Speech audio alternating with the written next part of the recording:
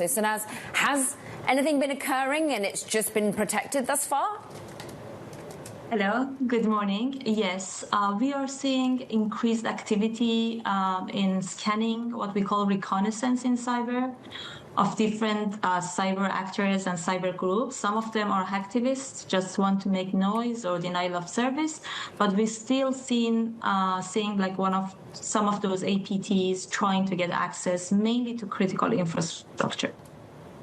Thus far, not to any end. But Sanaz, what other tactics, what deployment, what sophistication do you tend to see from Iran? It's a good question. Look, actually, they are very under pressure. Look, this is the first time Iran ever launched a missile on a European country like Cyprus. So they are all out. They are using all their existing arsenals. They are using a lot of AI to enable the volume. But I don't see any more sophistication that we have seen before, just big volume. Like they are all in, all out. And I do believe that this time also, since even the cyber groups in Iran are kind of under pressure, like there are being attacks on those places as well. So I do think we should be more proactive, not reactive, and make sure at least we have protection in place against the known tools and techniques that they are using during the last 2 years.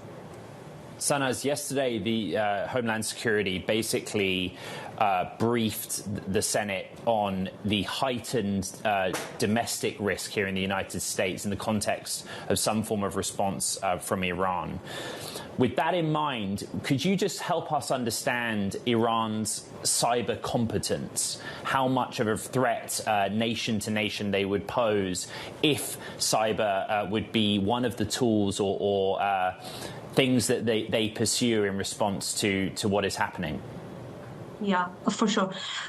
Cyber is a part of Iranian regime's doctrine for defense and offense. And there are at least 3 different entities in Iran that are actively claiming and engaged with cyber offensive activities. One of them is Ministry of Defense, the other one is Ministry of Intelligence, and the last one is IRGC, which is like the Revolutionary Guards. Each of them has tools and techniques and a lot of people.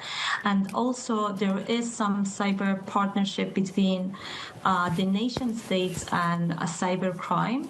So this, I believe that these people are going to be still active and trying to deploy, for example, ransomware in main critical infrastructure, financials, healthcare.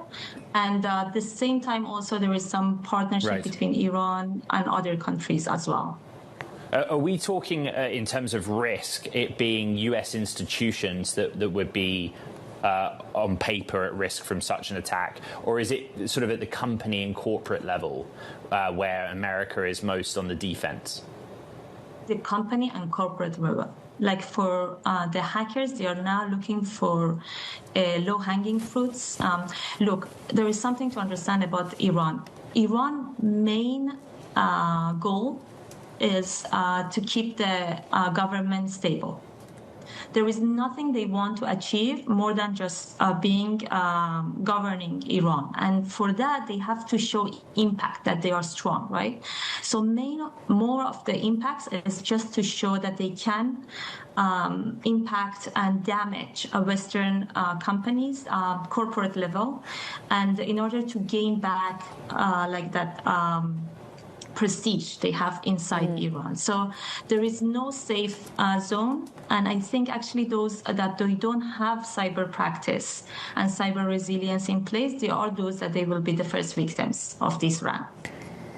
Sanaz, of course, many would say that in this era of generative AI, well, the threat level just spiked to the right in many areas of cyber. You are an AI native threat exposure management company. So how is AI being deployed by Iran, if at all, at this moment? The Iranians are using some public AI modules in order to scale their weapons. And the way you do a cyber activity, you need to get access first, and then you need to propagate that access to get your mission done. They are using it in order to get access much more. Like that scanning is being done a lot by AI. They even built new weapons by AI. At the same time, since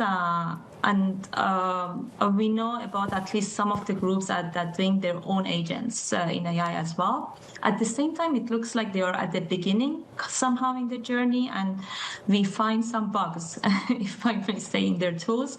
Last summer, they tried to hack some water system in New York, and they had enough bugs in AI-created malwares that it didn't run fully. But what is important, I think, for your audience here is that AI is an also great impact for protection. Like before this, you had to go and learn and understand like 40 different groups and what tools they have. Now, those agents can also help the enterprise level and help the market to be reducing that exposure to the risk in a very autonomous level.